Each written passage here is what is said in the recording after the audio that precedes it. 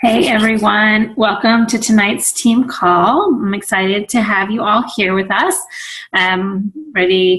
Already in the third week of the year, and it looks like we're helping a lot of people already. I just went and looked at to see how, I know the reports that I run aren't necessarily representative of every single person's activity. However, I kind of look every week at the numbers for the top producers, which represents the consistency that people have had helping people every week.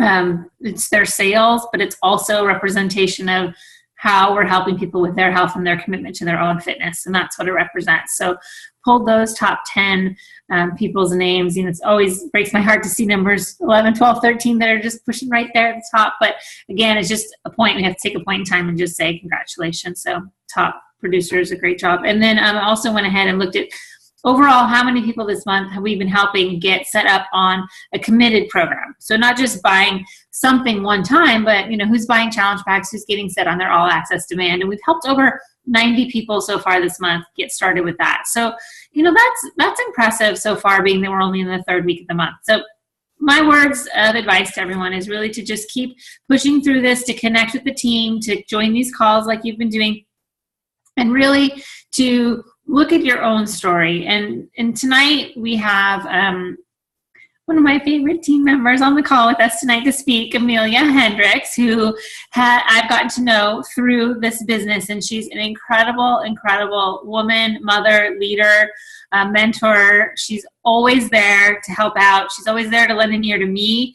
She's always encouraging. And what I love the most about Amelia is that no matter what life throws at her, she finds a way to look on the bright side. And it might not be easy, and I think she's going to share with us a little bit about the reality of it all tonight and how she really does what she does. But she's remained almost incredibly consistent at finding a way to do just that, to really take care of herself, yet be a caregiver for a child with special needs as well as a thriving son. I wouldn't say Lila's not thriving, but she has challenges. And so it's, she's balancing many hats, and really she's going to share with us today just looking at your struggles and how can you share your struggles and still be authentic and make your story something that people can connect to. So I'm going to turn the call over to her, and at the end, if there's time, we'll have a few questions. But Amelia, first and foremost, thank you so much. I know your schedule is very busy, and thank you for committing to talking on the call tonight. That's just truly an honor for us. Thank you. Can everybody hear me okay? Okay. Thank you, Lee, for having me, and for so much I will thank you for later, and kind of share with people along the line of my journey. So as Lee sort of introduced, my name is Amelia Hendryx. I am a lifetime 3-star diamond, 2015 Premier, and Success Club All-Star Legend.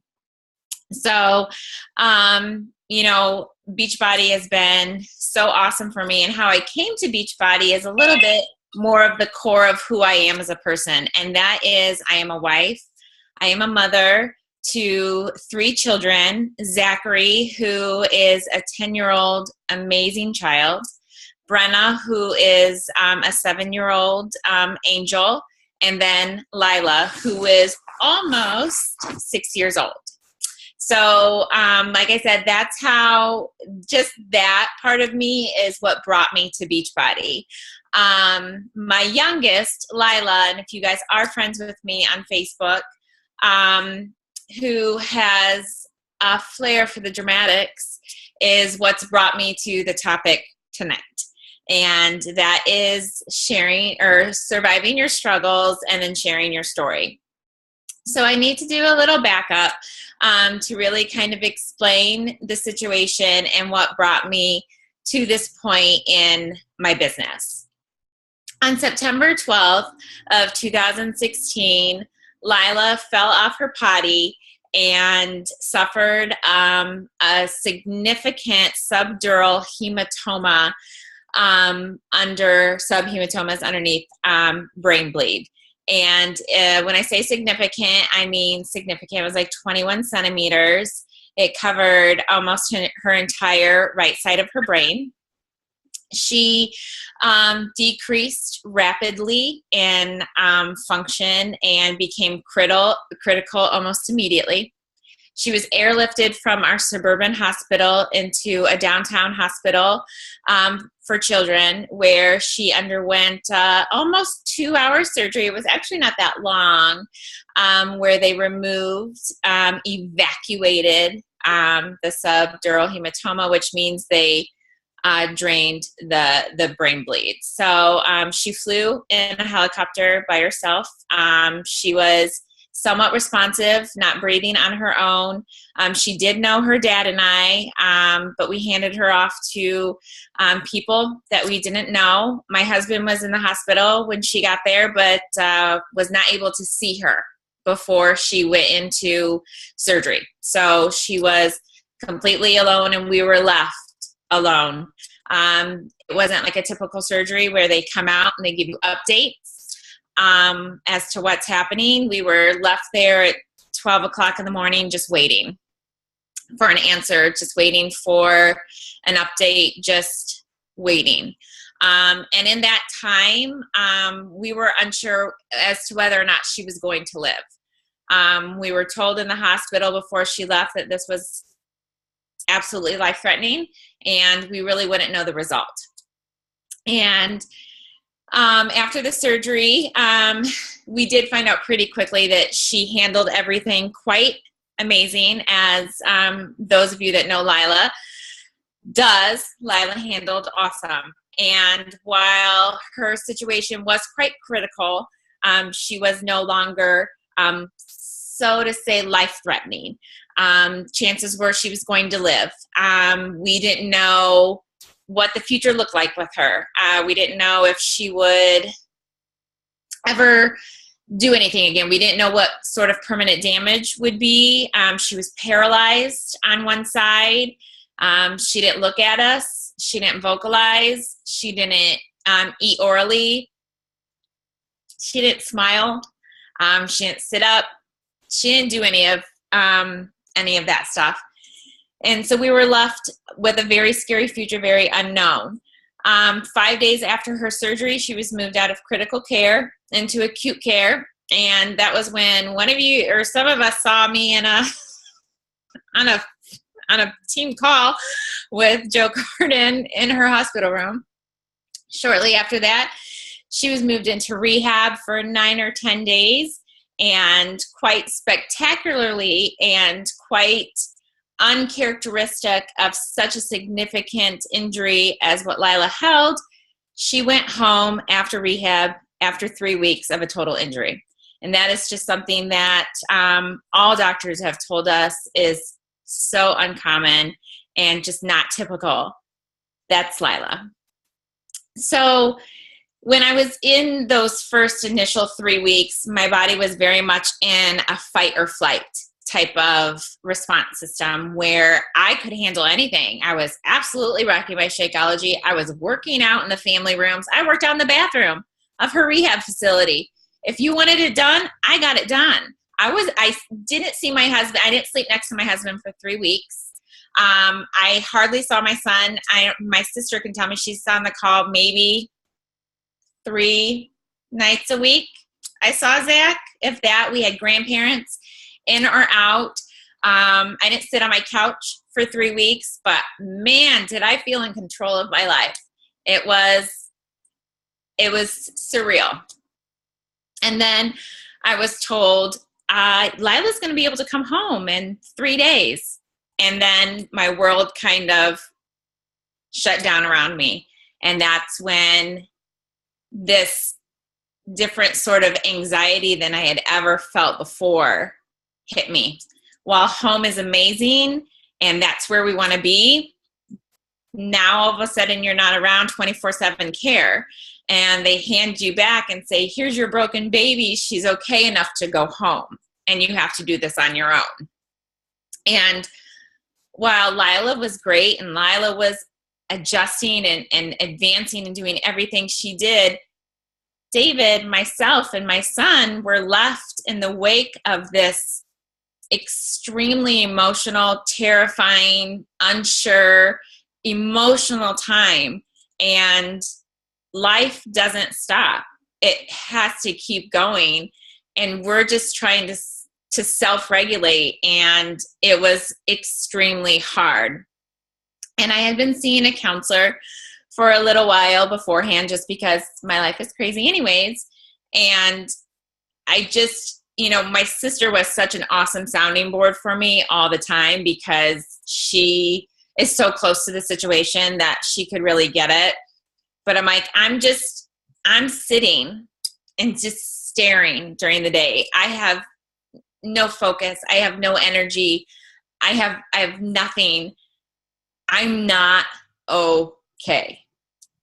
And actually putting that out to my therapist for the first time was so relieving, that it opened up my healing.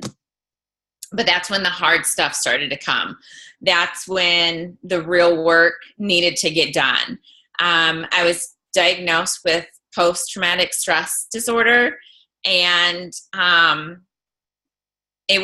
it's kind of weird to think that I'm like a normal person getting diagnosed with something that you think about with soldiers or something else. But learning more about the disease or the diagnosis is very real. And it took me a long time to come to terms with who this new person of me was. I didn't like to have conversations with people. I really spoke a lot only on the phone to my sister. I didn't like to see people face to face. I didn't like answering calls. I didn't like returning texts. I didn't want to leave my house. My sister and a few friends gifted me to have someone actually come help me clean, because I couldn't do that. I really couldn't do anything. I was still drinking my Shakeology. I was still doing my workouts, but the anxiety that I had felt or I was feeling during this time was so much different than anything I had felt before. And I told people it was so weird being in my own skin, because I actually recognized that I wasn't myself. I knew how I felt beforehand, and I knew how it felt after other situations with Lila, which were also very intense, that I would just be able to bounce back. And this time I wasn't. And it was I just didn't like being me. I felt so alien. And I just wanted to wake up the next day and feel normal and just be able to go, okay, it's great. I'm all right now, and move on.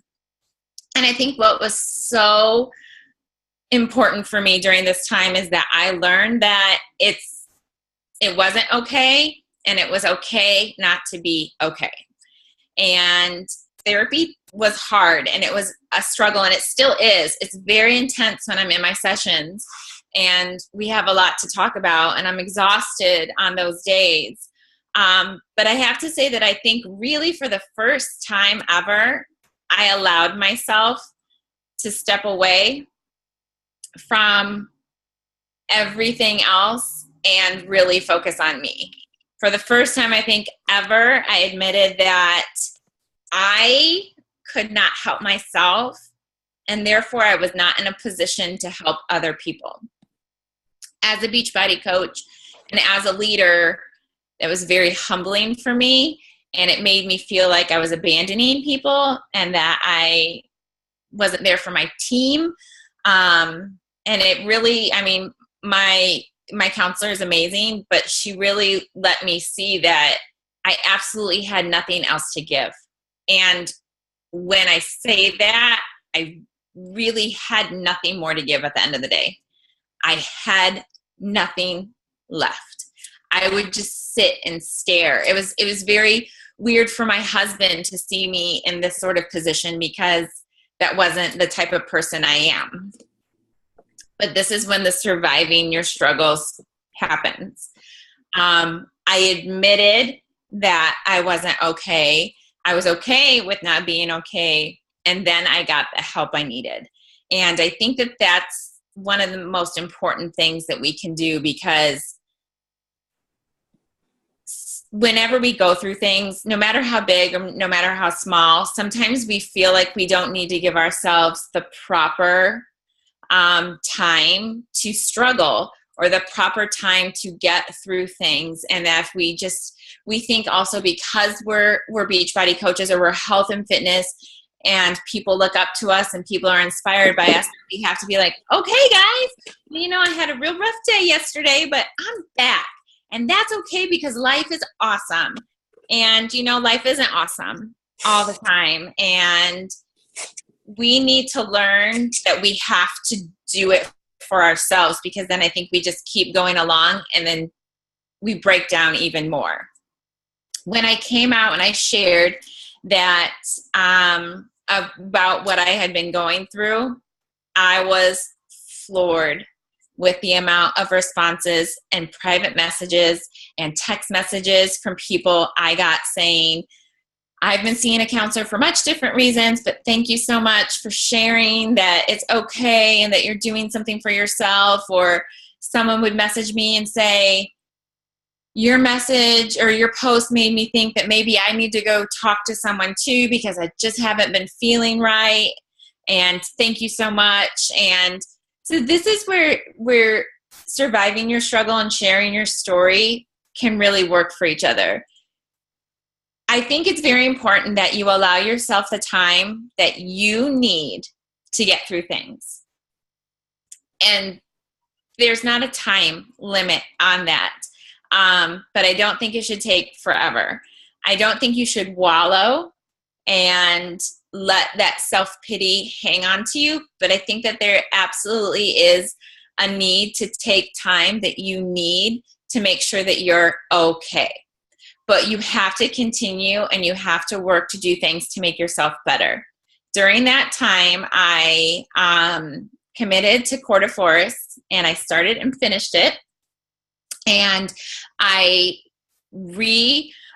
engaged and committed into Shakeology, and I think I drank it every single day in November except for Thanksgiving. And I was more energized and telling myself that I need to get back to doing the things that I needed, that I loved to do, and things that were helpful for me. But at the same time, I still knew where to put the wall to disconnect at the end of the day as to what I needed. This is when people like Lee and Jen Thatcher were amazing for me, because they knew briefly about my PTSD and what I was going through. And they, and Lee was great about, I'm thinking about you, I love you, how are you? And it was never a, hey, when do you think you'll be able to get back into leading some team calls? Or can I put you down for helping with this or that? She was so fantastic about allowing me the space and time that I needed, which was awesome, that I didn't have to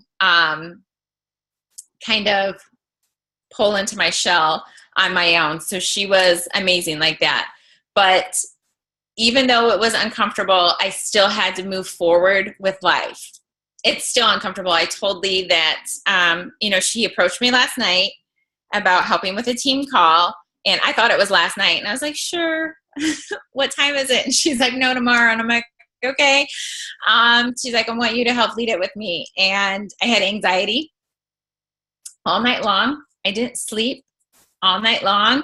And I actually already had a call with my team earlier, and I was like, there might be like Lee coming on like 5 minutes before the team call saying that she canceled because she's finding everything she can do not to get on the call. And for those of you that know me, know that that's not me. And this is just me getting to know the new me again. But so I'm still sharing these struggles, and I'm still sharing these stories. And I think it's so important for people to see that life isn't always sunshine and roses for you. And you don't have to have a huge catastrophic event happen in your life to have a story to share, but people do like to know that you're real.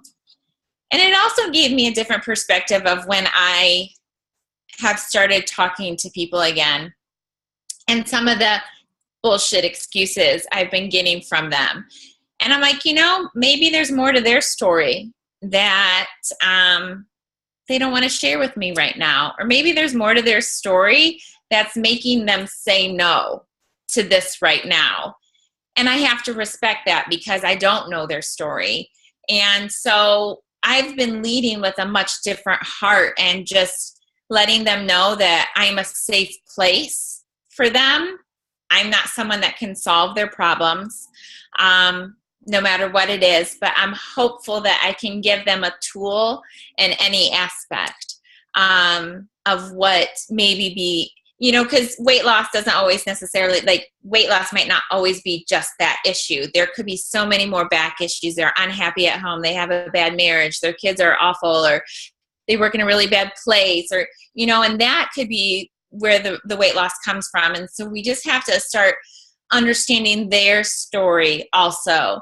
But when you're open enough to show your vulnerabilities and show what is inside of you, then people will feel better about coming to you for things. So that's been really, really big for me. And Lee and I came up with this whole thing where I'm in the process of learning how to balance the unbalance of life. And balance used to be a really big word for me. And I'm still feeling like I need to find balance. And then Lee and I are like, but it's never balanced. Life is never balanced. It changes per minute, per week, per hour. Like, it's always unbalanced. And I think that that's really where I'm finding myself in life. And especially with Beachbody, it's what lit that fire and what made me want to do this to begin with. And that was to connect with my team and to run awesome challenge groups. And so that's what I'm really trying to make a focus in my life right now. And that's to just have fun with this coaching thing. And in my first week with my team call, I've ran 2 calls so far this year with them. I'm like super proud of myself. The first week I said, if Beachbody took away all the accolades, no more Success Club trips, no more rank, no more anything else. If you were just a coach and you got a commission, would you still coach?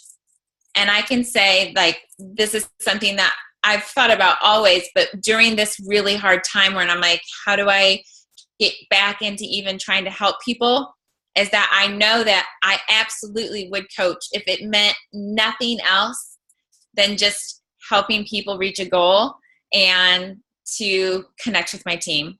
Absolutely. I would still coach. And would I still do Beachbody in general? But if they took away the coaching opportunity away too, would I still work out and drink their shakes every day? I would. Absolutely, without a doubt. So while there's also amazing business opportunities here, I know that in my core, that's what Beachbody means to me. And I would stick with doing that. So I'm finding the unbalancedness of sharing so much of my story to encompass what is important to me and what I can help others do. So I think that's a lot about what I was going to say. And I didn't cry either. I did. I cried earlier today with the hearing aids and stuff. So well, it's fabulous to see you with a smile, to know that you're imperfectly perfect, is what I like to call it, because that's real. Like you said, it's what's relatable. It's what people want. As much as they want to look to somebody who has it all to help them, they don't want to work with that person. That person probably doesn't inspire them because no one has it all. It's whatever you think that someone has, there's so much more behind the scenes. Like you said, you don't know their story. And I think it's almost in a way humbling to have to look at it from another perspective. And I really appreciate how you laid it out tonight, because I think it helps everyone who may not have had a traumatic experience or had to place themselves in a different situation to see that someone's struggling with something, not just because they're overweight and they don't know what to do. Like you said, there could be other factors involved. They're not a happy person because of something that's outlying that we can't fix, but we have tools and we have support. And I think one of the biggest things that we have to offer is our ear. Be real so that you can be authentically caring and listening to somebody. And when they need something that we have, the beauty of our business is that we're a connection for them to that support group and to those tools. And I think you found a great way to say, like, because I can totally relate to what you said. I drank, well, we didn't have Shakeology when I started, but I drank the Kool-Aid. I was a Beachbody fan. I worked out no matter what. Even before I could sell the products, I was sharing them because they changed my life. I was happier. I was healthier, and I was more active. I was a participant versus a viewer of my life. And that was something I wanted everyone to do. And I do think of it occasionally, not as much lately, but like, what if coaching went away? What would I do? I wouldn't have this thing that has consumed me that I love. Great job. What would I find to do? And I still would work out and drink my shake and share it, because those things bring me joy. And I think, thank you. Okay, I'll look at that later. Awesome. Molly has 4,600 steps, and she wants everyone to know. 4,673. Thank you. And I would take those things, and they bring me joy. And when you talk about being balanced, I struggle with that, because how can you balance this crazy mom life with this work life? And I was reading an article I shared with Amelia today. It's not, this woman who wrote this was like, well, it's really not about balance, because you're never going to be able to balance it. Something is always going to pull you away from the thing where you want to be, whether it's work or your band concert or your kid's milestone. There's always going to be these conflicts, because both things are equally, maybe not equally, both things are important to you.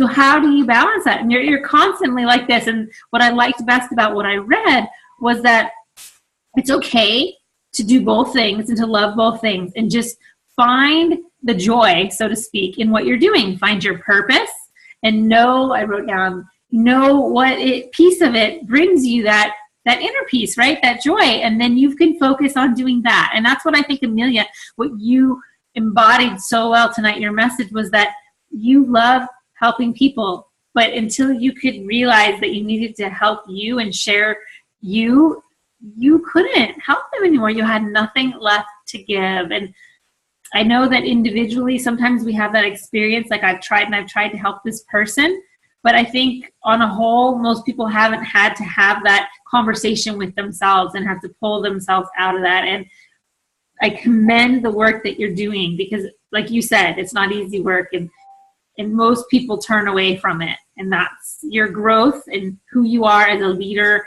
and as a person. You're becoming so much more, and it's incredible. And it's not easy, and I commend you for the work, because you have to put that work in, and no one wants to do it. Thank you. And that is putting in that work is a lot of what my counselor told me too. And it was not only obviously was I going through these personal things, but then I'm like, obviously I'm not making Success Club. I don't remember the whole month of September. I was just telling my team on the call today that I paid Danielle Kessler for our house for Summit, and I don't even know our house. I don't know what it looks like. I don't know who's living in it with us. I have no idea. I don't remember these things. I just sent her money because I had to. That was the time I was at.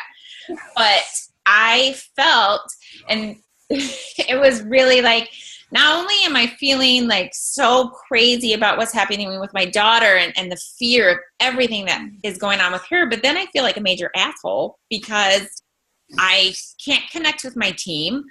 I'm not posting things. I'm just, it was so hard. And I'm like, I can't be called a leader in this group because I'm doing nothing. And I put all of these out to my counselor. My counselor knows how, she knows how great Beachbody is for me, and she knows how much I love my network. But it was very hard for me because I'm like, how do I ever like get back into it and be like, oh, hey, sorry guys. Like, I went through a rough time and sorry I abandoned you. And it was really rough. And my counselor was always just like, if they're as awesome as they say they are, they're going to understand. And if they love you the way that you say they love you, they're going to understand. And it took me a lot of time to allow myself, without being like, Lee, will you still love me if I don't post or if I'm not there? And and it's simply just because people message me or they text me. But it was very hard for me to accept within myself that I could take a step back and still be respected or looked at positively at all in any of the groups. And it's still a fear now when Lee asked me, and I'm just like, who's going to want to be on this call listening to me when I haven't participated in the groups for so long? But I was like, I think that hopefully this is a time that maybe people can understand a little bit about what's been going on with me. And if they recognize anything within themselves, that they see that there's something there for them too, and to get help if they need to, or understand that there's something more, if this is making any sense. It is. And you are. And it's interesting because I never really, just so you know, like between us, I never thought like, oh man, what a crappy leader. She's stepping away. We'll poo-poo her. Like, like I think you think that, people think that, but people don't think that. Like, it was a big topic that I had to, it was a big thing for me. It was a lot of anxiety that I had to deal with. But I was also, I would stay awake at night and be like, do you hear the wind? Is it knocking the windows in? Like, just messed up crap, people. But the story, I haven't slept in 5 months, so. The story that you're telling yourself about the team or the people is just a story. Like, sure, some people might think that, right? But that's okay, because those aren't the real people that you want in your life. But the people that are real, that are there, they're not thinking that. That's a story. And I do the same thing. That's a story I'm telling myself about something, because I'm really good at telling stories to myself. And then they make me sit there at night and not sleep because, well, those stories don't really serve us, but those are the easiest way for us to get through things, or to make up these stories. So, and I did, when I made a commitment to myself on how I was going to be able to start transitioning back into really getting my life going towards where I wanted to, I reached out to my team, and I was just like holy hiatus much, like, sorry guys, I'm still here. Obviously they know I am, and they would still come to me. But when I kind of shared what I wanted to do and where I had been, obviously they've all been seeing it because they're coaches of mine, and they're my personal friends also. And the overwhelming amount of support, and just like, we love you and we're so glad that you're back, and you needed to take the time that you needed, and like, just to see those words and just like hear them be excited about engaging with me again is like, oh yes, thank you. Like, that's so meaningful to me. And I'm like, yes, those are like one of the things I love most about being a leader, is connecting and being with my team, because they're awesome.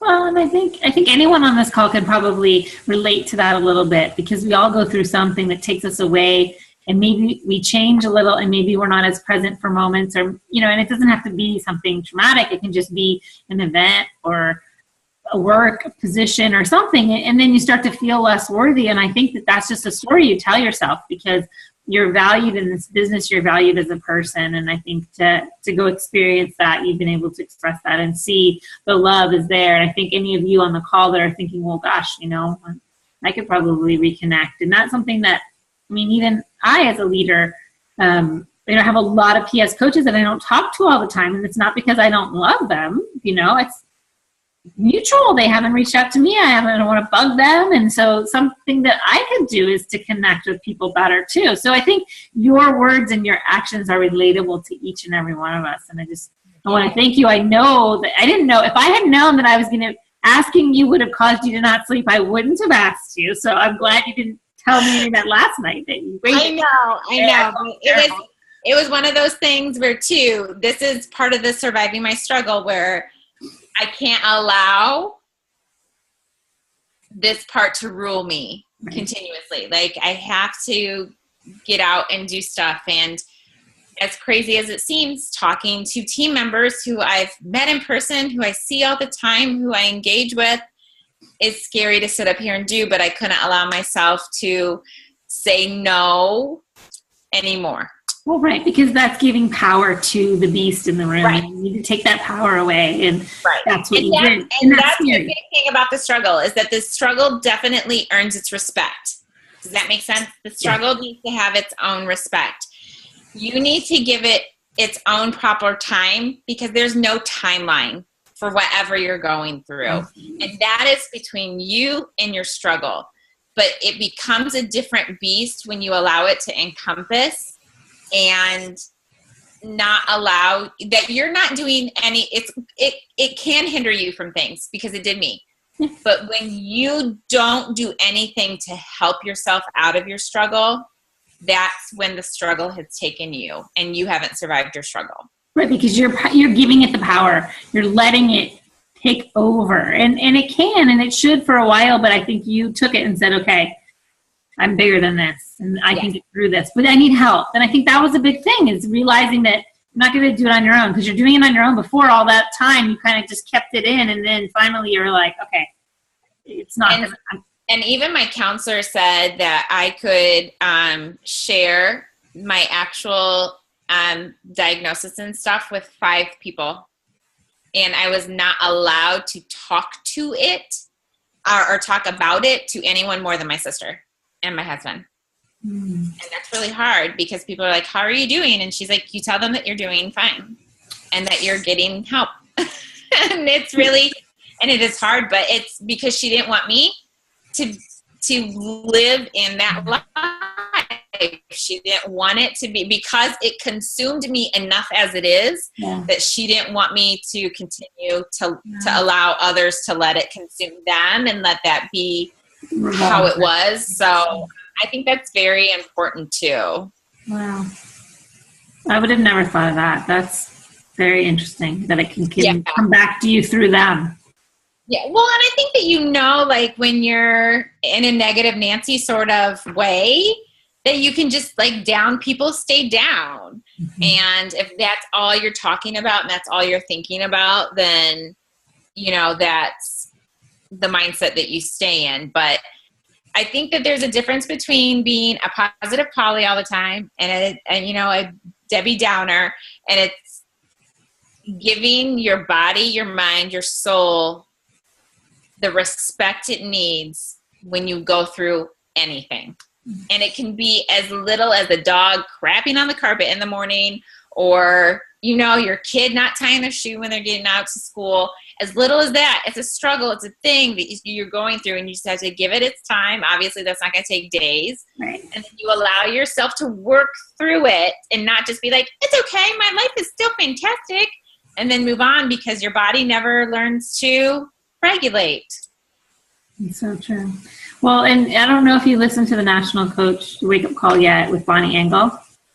It happened this morning because the kids were off school. Yeah, no, I didn't either until today. I put it on my podcast in the car. But when you get a chance, she talks about an incident in her life where she was that negative Nelly, and she had that positive Polly in the room with her every day.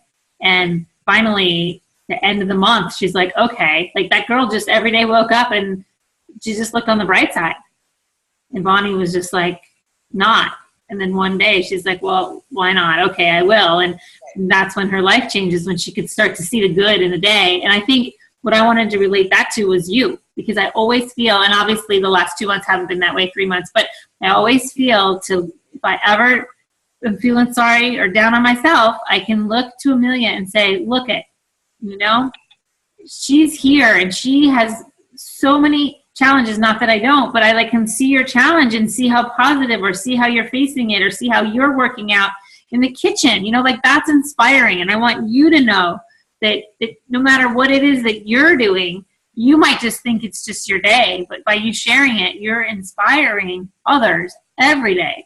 So I'm sure the way you are and who you are, how authentic you are, when you share this part of you, it will only help people relate and see other things in themselves, just like they always do. Because I think that's one of your gifts, is you are able to bring that to people.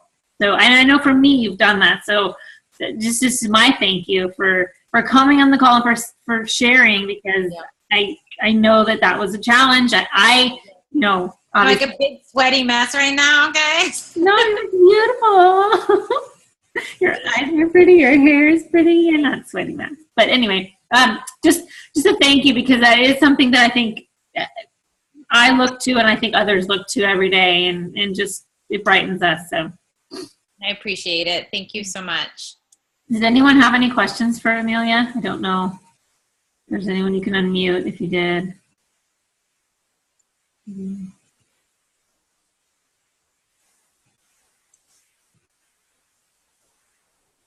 I don't have a question, but I just want to say that your story was really inspiring, and I haven't gone through any obstacles or anything like you have, or any struggles, but I feel like if I do, it's going to be easier because you shared your story.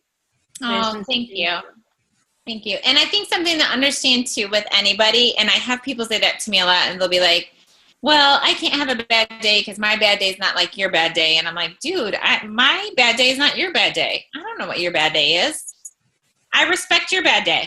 So a bad day is a bad day, and your struggles are your struggles, and no matter what that is. And I pray my struggles never come into your life, ever. So take your struggles as your own and own it and be okay with it. Don't ever downplay yours. Don't ever downplay your life or your struggles or anything. It's okay. And I realize, as I say that, our struggles are our struggles, and it doesn't matter what your normal is. When the struggle's there, it's still a struggle, regardless of what, comparatively, to compare struggles, right? But that when your normal gets thrown off, that's when the struggle presents. And so it's there every day for everyone in a different form. And I think when we say oh, I don't have any struggles, I'm like, oh, well, that's bullshit. I have struggles. I struggle. Yeah. It's so funny because we all know Lila and all of just Lila and my son. So I have two of them. And when I watch, my sister's not on here anymore, we watch my niece and nephew at least once a year. And my husband and I are like, for the love of God, do they ever stop fighting? We don't have that. Right. We don't have kids that fight. My kid does other things, but I don't have kids that fight. I don't have kids that are clawing each other's eyes out. I don't have kids that are screaming all day. I don't have that. Yeah. That's their struggle. Yeah. Oh, yeah. And to live a day in someone else's shoes. Yes. You would. It's like, whoa, man. So it's you definitely have to just respect your own story. It's so true. And I think there's so many coaches, and I know I've talked to dozens of them, that say, I don't have a story. And I've been there. I felt well, what's my story? But I think that's where you really need to just take a magnifying glass to it and maybe work with someone else or two other coaches to really look at everyone has a story. Yeah. And share regardless of whether you think, just share, because you don't know everybody. I mean, I have 4,000 people on my friends list or something. I don't even know. The chances that any of them relate to me are 0.1%. And I'm still, I still have to put my stuff out there. It doesn't matter. Someone's not going to match up exactly to what is going on with your life every single second of the day. And so it's just a matter of just putting yourself out there. Just letting your friends know who you are, just letting them see what you are like day to day and what your life is about that makes you relatable to them. It's not necessarily that someone's going to be like, yes, I'm in the exact same boat as you at the exact same time. This is amazing. Because that's never going to happen. No, it's the tiny little things that inspire people from what you've said that make them realize that, hey, I could have done this differently. Look at how that situation was handled, and maybe I could have done that. Or, oh, wow, that's so inspiring. And it just leaves you with something, and I think you're right. Like, you're not going to find those matches. Right.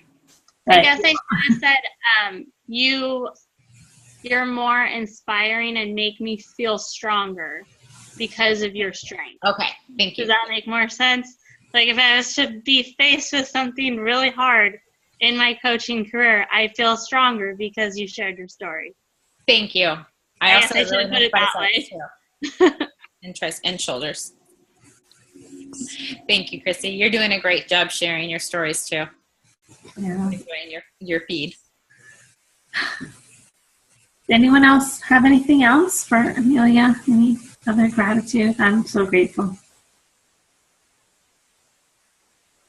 All right. Well, I'm going to finish recording this call for everyone, and I'll post it for you to share. Anyone that wants, and the team that missed it can tune in. And thank you, and thank your family for giving giving us your time. I mean, it's valuable, and we appreciate it. Thank you so much. Thanks. So good to see you. I know. Thanks, team. Bye. Bye.